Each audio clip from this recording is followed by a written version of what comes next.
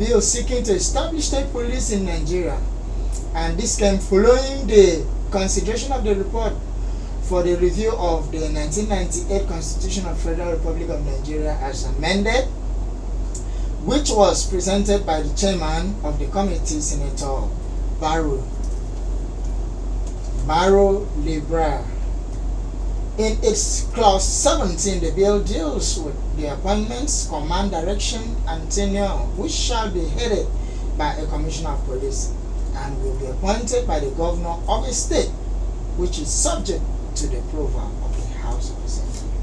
But the big issue has been, much citizens have been frowning on this bill, and some have been of the view that this will be at the whim and caprice of the governor, meaning the governor could use this security agency, the police, to go after any who is not. Although it has been stated in the bill that the governor is not supposed to use it to attack any political opponents or those speaking against. But knowing how Nigerian politicians behaves, and knowing how the case of implementing of laws in Nigeria has always been, how can you be part of this conversation? When it's time, I will have you bring in your own view on the topics on the table. And like I considered in the news, the Kwara State House of Assembly is currently on a tour. They're currently on tour to 31 local governments in the state. Don't forget that the local government now is autonomous. They now have their financial autonomy. Let's try this out. I have a very cerebral citizen in the building. Barrister Clifford Thomas is a lawyer, a journalist, chartered mediator, human rights activist, and public affairs analyst. Good to have you on the program, sir. You are welcome to the program, sir. Well, thank you very much. It's nice to be on set with you this evening. Good morning, listeners out there, and let's just get a seatbelt and see how to make the best out of this situation. That's very interesting, sir. Thank you so much for accepting to come over in order to do justice to what is. You heard the last points I raised. Let's start with this. We're talking about the situation of state police. The National Assembly, the Senate, recently during the... Why do we need a state police at a time like this? Okay. So that's the question. I think the question should not be the structure of state police. Nigeria does not have the constitution, the Senate rather, trying to make constitutional provision for the establishment of a Nigerian police. They should merely state the establishment, not beginning to recommend structure. All right, sir. Let's go on this commercial. All right, please. After the commercial, we'll go in the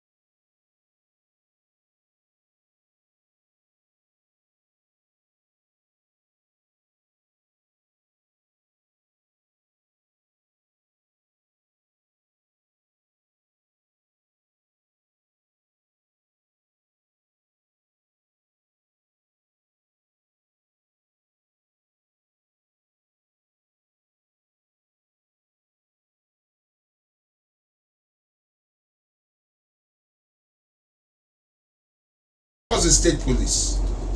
We just go to other climes which have established structures in place and copy wrongly. In America, yes, you have, in the United States, you have the federal police because they are prescribed federal offenses.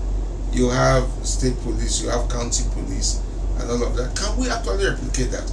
Are we ripe enough? Are we matured enough to actually look at the issue of state police prior to elections? Given the fact that there's a pedigree and a precedence of abuse of office, of abuse of state powers, particularly by governors and those who are vested with powers. If there must be a state police, if at all there must be a state police, we give one condition from civil society, that the immunity clause should be wiped out, so that the governor knows that he's not enjoying any immunity.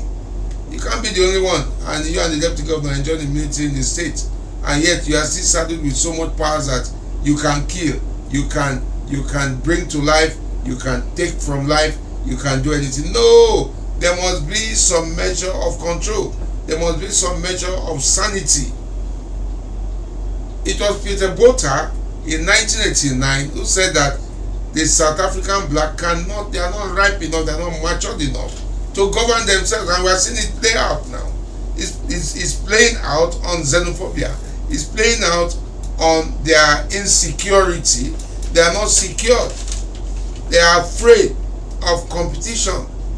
That's what it's playing out. So, can Nigeria truly say that we are matured enough for state police? I would say no. And the position of civil society has been no. If you must come up with state police should be after the election. We cannot bring state police and say state police should take over from the federal police, and then the person who is governor, who is responsible, is not accountable. The governors may not be accountable when it comes to the issue of state police. And we're telling them that if this must happen, the Senate should go ahead to remove the immunity clause for the president, the vice president, for the governors and their deputies. That way we know that we are on the same pedestal, we are on the same platform.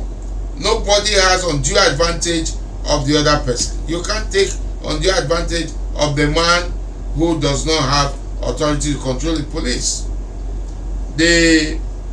From your intro, and that's what the Senate said, that there shall be a state police for Nigeria, and the person started with appointing the commissioner of police of that the commissioner of that state police shall be the governor of the state, with the approval or endorsement of the House of Assembly. Which House of Assembly is independent? A House of Assembly that is a rubber stamp will do the bidding of the governor. So citizens may not be safe, especially citizens who have dissenting views, who have very, very different opinions. They may not be safe. The governors should become personally as individuals stronger than state institutions. And giving so much powers to the governor makes the governors either beasts or gods. So they can declare anything to existence and declare anything out of existence. The governors are already too powerful. Don't add state police to their purview again. Don't add state police to their wardrobe. If state police must come, we have argued in civil society generally that please take away the immunity clause. You want to give the police the state governor so much powers, take away the immunity clause. How do they intend to operate side by side with the federal police? What offenses could be tried? Now, we have a system in the court, our court system, that federal high court handle. In fact, the constitution has specified what federal high court should handle. State high court could handle some things exclusively, and they could concurrently handle particularly cases like human rights, fundamental right cases. You can either sue at the federal high court or you sue at the state high court. Then industrial matters are handled, employment matters, labor relation matters are handled by the National Industrial Court. But can we truly say that we can practice this thing without hiccups? If we must practice, please let us have state police after elections. 6 months on into the new administration that will take place. If somebody is going back for second term, 6 months into that tenure. If another governor comes in 6 months into that tenure. So we cannot afford to have state police in view of the cultural discrepancies. That's another point. In view of the cultural discrepancies of the socio-economic and cultural milieu of the various nations that constitute Nigeria. Nigeria is not a nation. In pre-colonial times, in some part of the north, they had their police system. In Akwa Ibom, Cross River, we had our police system. In the southeast, present southeast, they had their police system. So just provide the framework and let these nations cultivate their own, develop their own, with respect to how they have been doing before now. But when you want to force some things, hook, line, and sinker, there will be a corruption of the process, there will be a corruption of the system, and there will be undue influence that may derail democracy finally. And this is one of the things we in civil society, we are campaigning against. Don't derail this democracy. No matter how bad our democracy is, we are still, is a work in progress. We are still learning, we're making our mistakes and correcting those mistakes. So don't create situations which will hamper the smooth and efficient operation of our society. Our institutions are very weak. Some persons are stronger than the institutions. And to push such powers to the governor, you have to take from the governors and give some things to them. You have to take away the power of immunity, the privilege of immunity from the governors, and give them state police, so that anybody who feels that his rights have been abused can go to court, can even sue the governor if the governor has this overbearing attitude to say he wants to use state police as a coercive apparatus of the state to circumvent the fundamental rights of anybody. That's what I think, and that's our thinking pattern in civil society. All right, thank you very much, sir. I understand that our state government have been so meticulous in trying to manage security system in the state, because we are talking about what gave rise to the issue of state police following the situation in the country. They are based on that, the reason they said.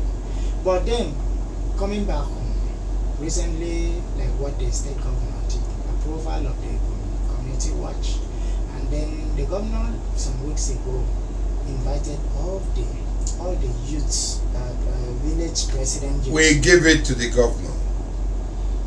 Even though Akwa Ibom is safe, how would I put it? There's peace in Akwa Ibom. Akwa Ibom is peaceful, but I regret to say, a lot of people may not like this, that the state is not safe. Why is it not safe? Is it because of the governor that the state is not safe? No! The governor is doing his best to make the state safe. The governor has created the command center, which is one of the best in the country, if not the only one. When the IG came, I listened to him. He said, Lagos has something like this, but not as grandiose as what Akwa Ibom has put in place. Akwa Ibom is susceptible to security infringement from the open sea, from the waterways, from the land. It shares boundary with about 3 states or thereabout, and has an international boundary abutting the open sea. So Akwa Ibom should be a place of special interest. Now, the outfall of the security infringement in the southeast has created an influx of a lot of bad elements from the southeast. Has brought in a lot of persons suspected to be terrorists into the states. These persons may not necessarily be terrorists, but you see, when the bird cries at night and the child dies in the day, you will always point your hand at the bird. that it was the bird that cried that got the child killed in the morning. So these influences are there due to the influx into the state. You check the state now. Akwa Ibom used to be like a village community where whoever comes into the state is known. But now Akwa Ibom is fast becoming a cosmopolitan society, and that comes with its own challenges, security situations, infringements, and challenges here and there. Akwa Ibom was already saddled with its own security challenges, and the governor, yes, is doing his best. We give it to him. The Ibom Community Watch, I don't know what they are watching. No, you can't be watching a crime take place and you are not very proactive. Did they bear arms? I doubt whether they bear arms. Now, the Ibom Community Watch, the governor who established it had a good intention. But how proactive has that body been? Do we have data and statistics reflecting the achievement of that body? The body just came in and mainstreamed itself into the regular Nigerian police. What is the innovative thing that that body has done? There was once they said community police. The recruitment process for the community police was suspect. And you notice that even some persons with bad characters, including cultists, were recruited into that service. Now, the police, Nigerian police force, has the S-Squad, and they have departments that help to reinvent how the police operates. There's the police regulation aside from the Police Act, which actually specifies conduct. But right now, once we have the state police and the suspicion is rife, do you think they will have time to work? They'll be busy trying to defend themselves, even when the actions of the state police is genuine, correct, and pure. You still notice that some people want to taint it due to the suspicion on ground. Let the suspicion be allayed. Let the Senate delay in passing the bill, but they should go ahead to first pass the law removing immunity for Mr. President, the Vice President, the governors, and their deputies before giving it. In fact, even if the immunity clause will remain for the President and Vice President, let immunity clause remove and exclude every governor of this country, every governor of states and their deputies. That way, give them the state police, so that once they go wrong, we can also monitor them. The citizens are watching, the citizens are interested in the operationability of the state police, but they should assure us. All right, thank you so much, Mr. Thomas, for that your contribution on the subject matter so far. For you citizens who are also part of this program, don't forget your own views will also be welcome. What's your take on this? How do you view the situation? The numbers to call are 0803-085-7755 or 080-9066-6909. All right, back to you, sir, Barrister Clifford. You on the know, you are very much aware that the present leadership of President Bola Ahmed Tinubu approved for the local governments in the nation financial autonomy, for them to be financially independent, no longer running a joint. Are you sure they are no longer running a joint account? In principle, on paper, or in practice? Okay, let's say. I don't like assuming. Permit my intrusion. I don't like assuming. I'm still a journalist, okay, and I query anything anybody says. Aside from being a lawyer, I'm still a journalist. I query issues. You are telling me that the hen killed the goat. I want to know how possible a hen, a cock, can kill a goat. So you can sell that to anybody and they will believe and applaud you but we will query it. We tell the truth, we speak the truth. And the question is, after the autonomy was granted by the Supreme Court, by the decision of the Supreme Court, you don't even need an executive order to implement it because there's a law. We are talking of stare decisis and case law, which has become a law. That decision itself has become a law, and by virtue of precedents and stare decisis, every other court in the land must rely on it. So it has become a law. That's how the judiciary also make laws, not just the legislature alone. So now, when that law came out through the decision of the Supreme Court, you notice that the local government chairmen were reluctant. In fact, some of them said they will go to court to challenge the law and say that they cannot govern or manage local government funds.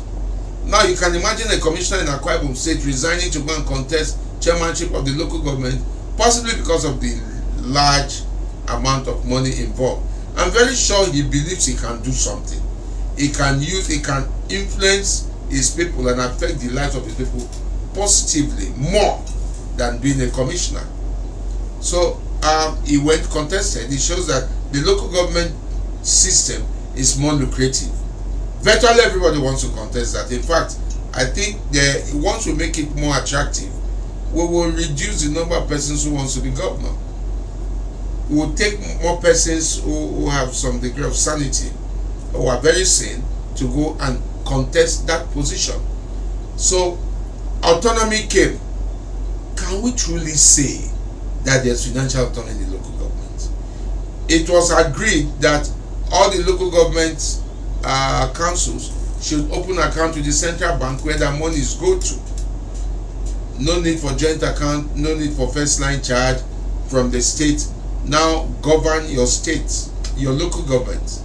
Gather your monies, do your budgeting, do your baseline, do your needs assessments, communicate with the people, interact with them. Let them come up with projects that could help them. Not you sitting in your local government headquarters to imagine and assume that this local government, like a clairvoyant, that my people need water, my people need markets. Have you truly spoken with the people? Have you had an interaction with them for them to tell you this is what we want? So the governor of Akwa Ibom said he is not tampering with their money, and he openly challenged them, and I agree with him.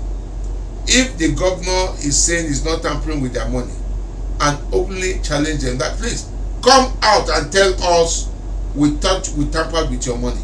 And none of them has had the boldness, the courage, or the temerity to come out to say the governor tampered with their money, that is lying, which means the governor is saying the truth.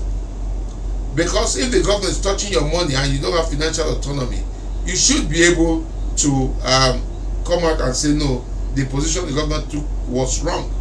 In Ajeromi Felodun local government area or council in Lagos State, Olodi Apapa, they went and renovated the primary and secondary school I attended. Okay. The local government renovated the place and it became a model school. It's a complex of about 11-13 schools, primary and secondary. One local government was able to do that, entered roads, and did a lot of, not just grading roads.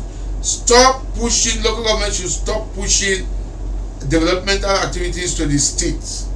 If you have so much money, why, and the governor, like he claimed, is not tampering with your money, then you should be able to come up with projects. Where is your budget? Are the legislatures in the local government working? They're not working. From the executive through the legislature, I challenge them to an open debate in this studio. Let them come out and tell us that they are working. And I'll prove to them that by virtue of the volume of money they have collected, I doubt that they are working. We will do cost intelligence and price intelligence. We will do some forensics with them to confirm whether what they are saying is true or not. Thank you so much, sir. That's a big challenge there. The local government councillors. Are you really working? The local government chairman, are you really working? It's a big challenge. Yes. Can you come up here to this studio to tell us that yes, you have been working.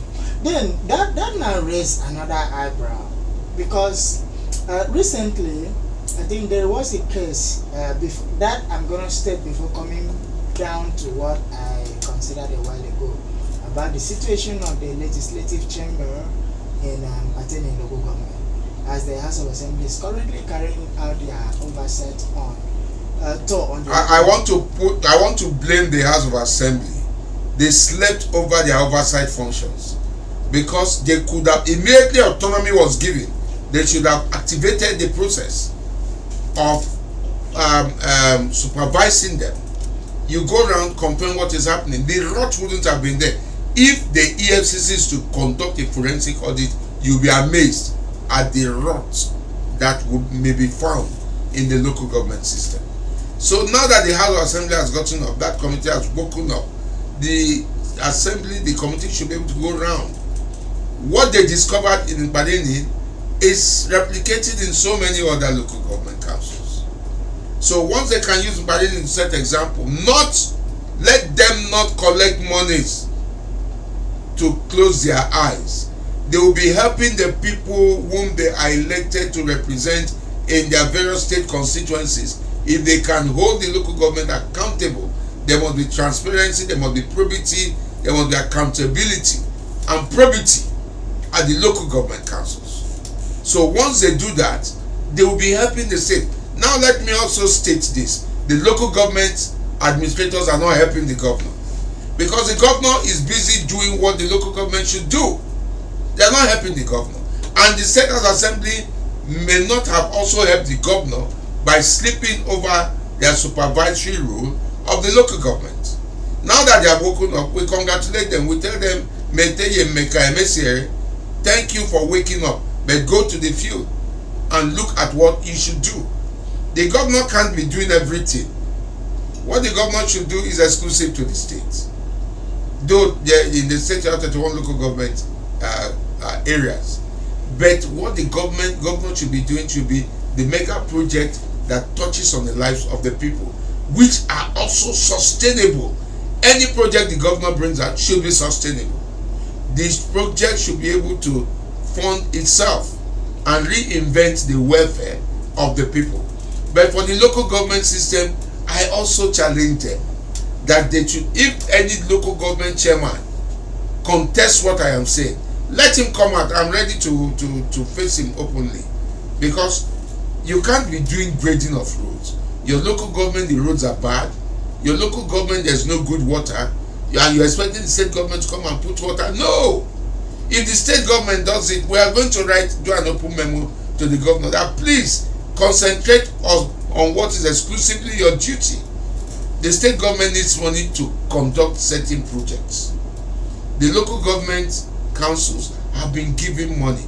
If truly that money is truly in their purview, in the council coffers, develop projects for the local people. Not you staying in Uyo, live in Shelter Africa, live in one big cosmopolitan estate, and then when local government monies are paid, you go to your local government, collect the money, just share the money to whoever you can, to whom it may concern, and then at the end of the day, you're not doing the right thing for the people. You expect the governor to do it?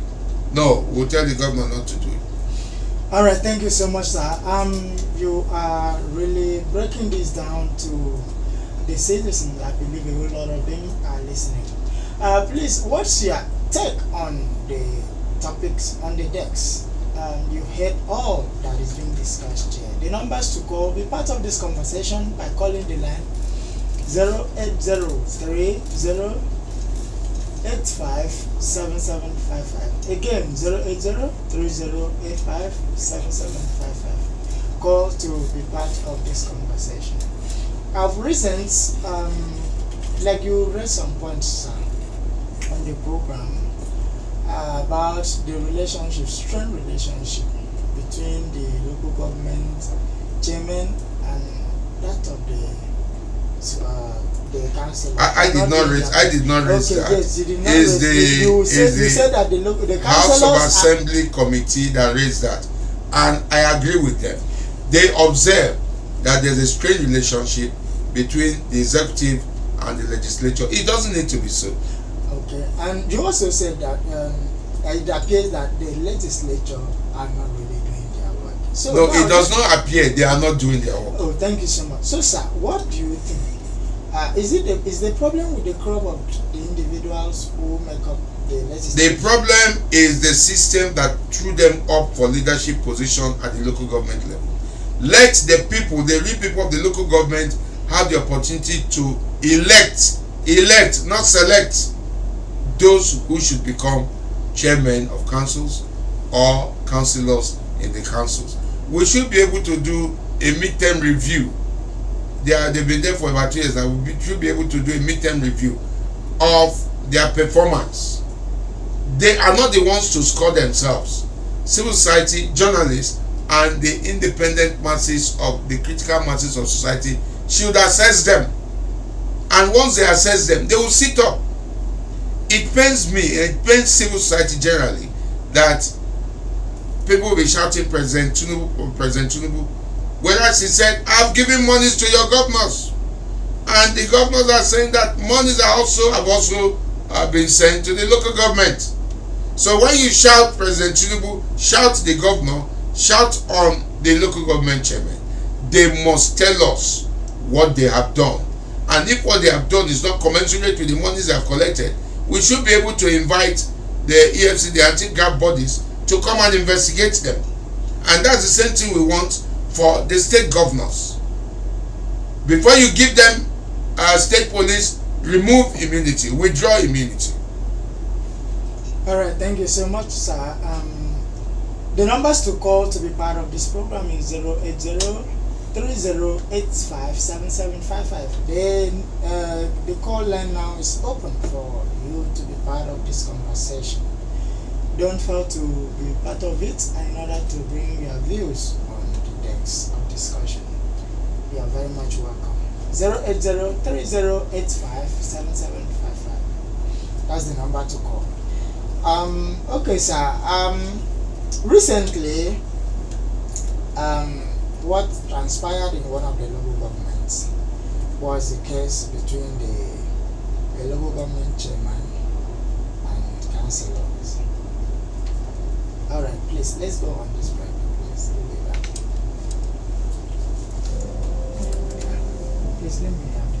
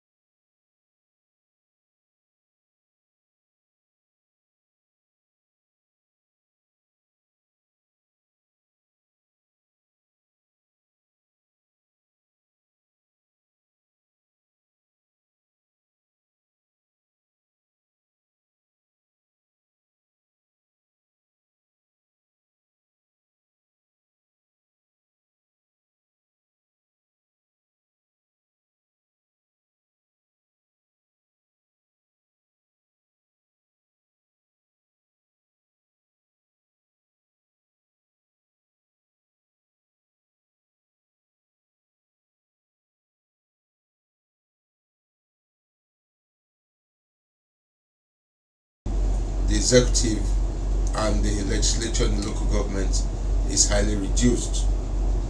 But the inordinate ambition of some chairmen who want to grab everything, the winners take it all, that mentality is not good when you are in a democracy. You negotiate your existence, you negotiate your benefits. You don't grab everything and dare the other person say, go and do anything you want to do. All right, please, let's take this call.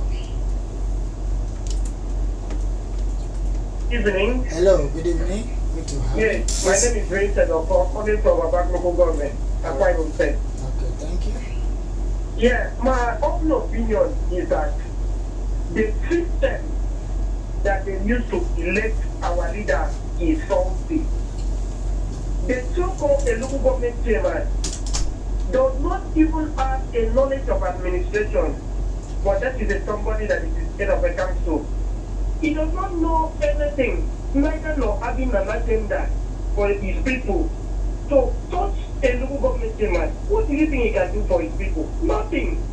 He just sit down there and get the money, share the money, and just end the story. So I still want to plead that the system they use to elect the leaders should be transparent enough. Oh, sorry. Well, Vincent sorry. Okor, I think the present governor we have in the state listens a lot. And aside from doing memos, I should get to him. All right. Let's take this other call. Hello. Yes. Hello. Yes. Welcome to the program. What's your name and where are you calling from? Okay. Go ahead. All right. Yeah, greetings, bro. The problem that we are having is lack of citizenship. Okay. Because you to say that the citizen know the right and the responsibility. This kind of thing will not be happening. If you go to the northern village now, they can even say that they even look for government to come and do some certain things. Which is wrong. They totally abandon you, the chairman, the councillor, the House of Assembly, and all these people. They have their own responsibility. So what I can suggest is that the citizens need to know the responsibility of the chairman, their duty, and what they expected from them. That is my contribution. All right. Thank you very much. I really appreciate the callers. Thank you for your contribution in the program. When you also call, don't forget the other topic that is on the decks, the issue of the state police. What's your view? What's your take on that? All right, sir. You heard the 2 points raised. How can you for that? Well, citizens' education is not just what the state should do, what the local government should do, because even government find it difficult to do citizens' education, particularly when the citizens become so knowledgeable and aware that they'll begin to challenge and ask questions. We in civil society generally, across Nigeria, we always tell and advise citizens, ask questions. Don't fail to ask questions. If anything hurts you, please bring it up.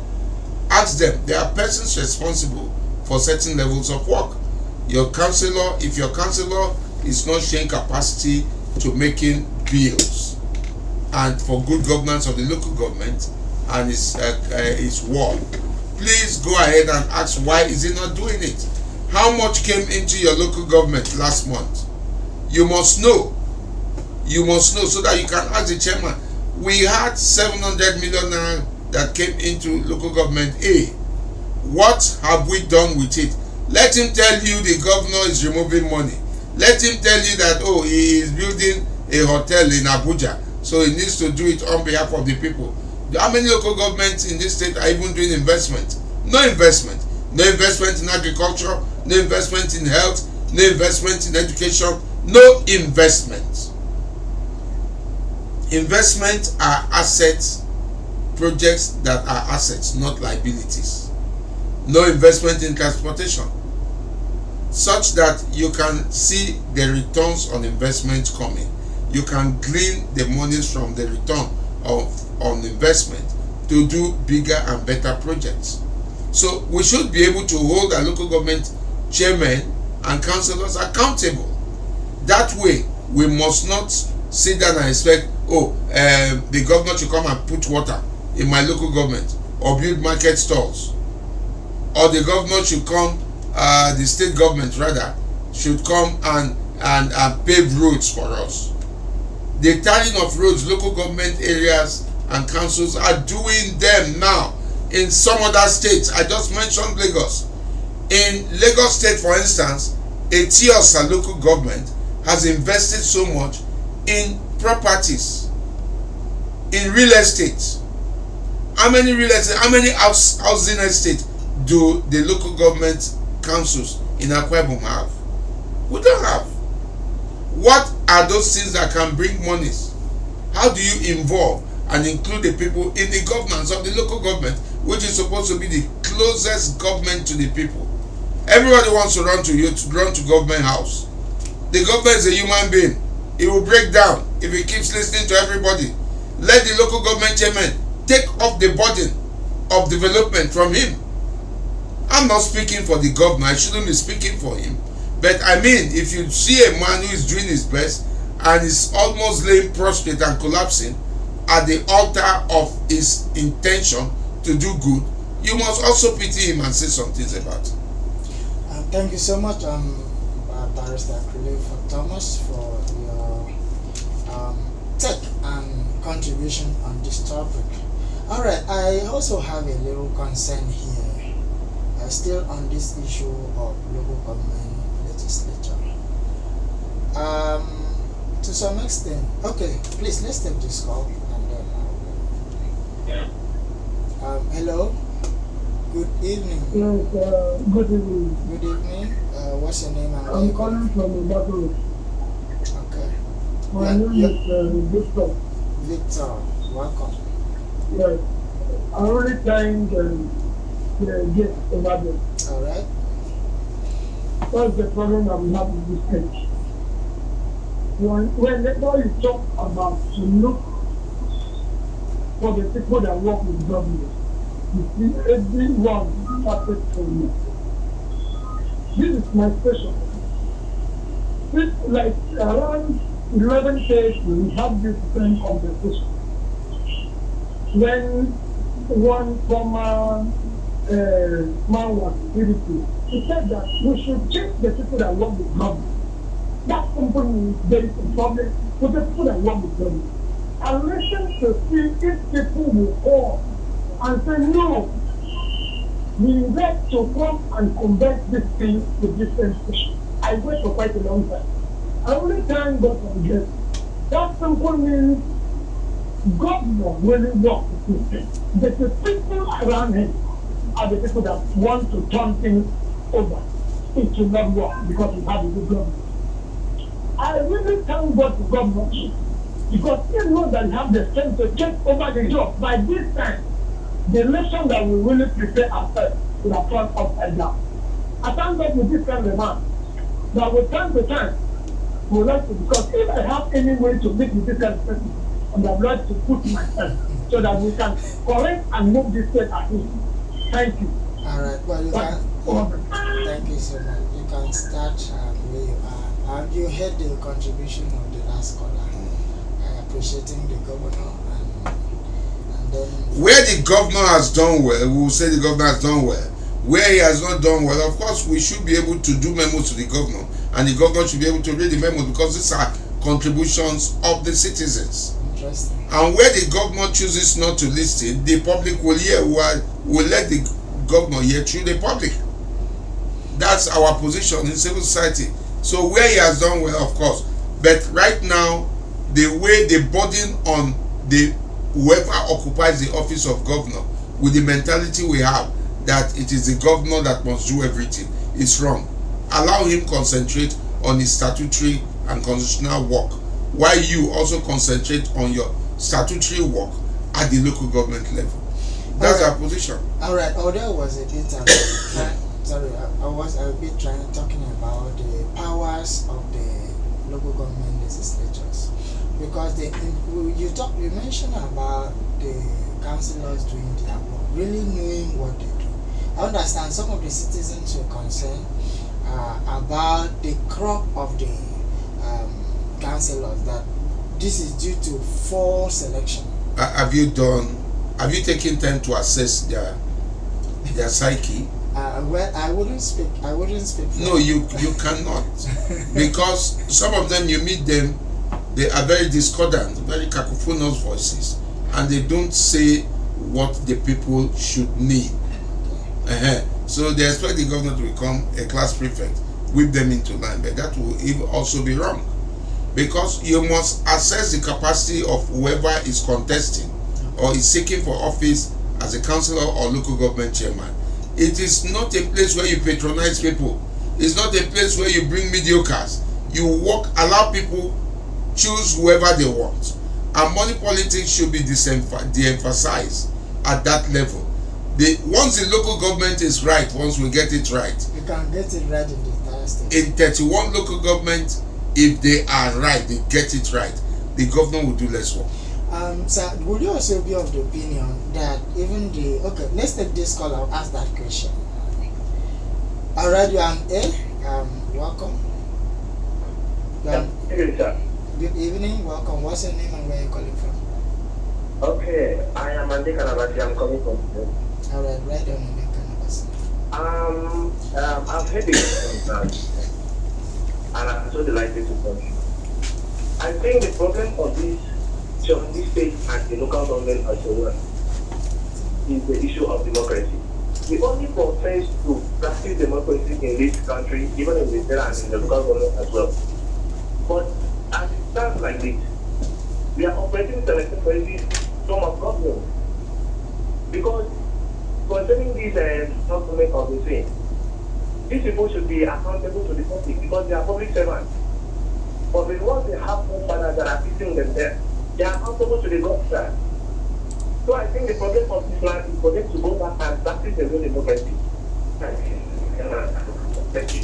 Alright, thank you very much. When you allow selectocracy to take place in place of democracy, Yes. this is what you have. So the citizens also have a role to play. The citizens must not allow those who call themselves godfathers to bankroll elections again. The citizens must stop them and tell them, no, you can do that at the state because you have money, you can bankroll. But at the local government level, it must not be allowed to happen. Alright, thank you so much, Barrister Clemens Thomas. It's always very interesting to have you on the show. This was very nice. Thank you so much for coming. Thank you too. The pleasure is mine. Listeners out there, thank you for listening. We appreciate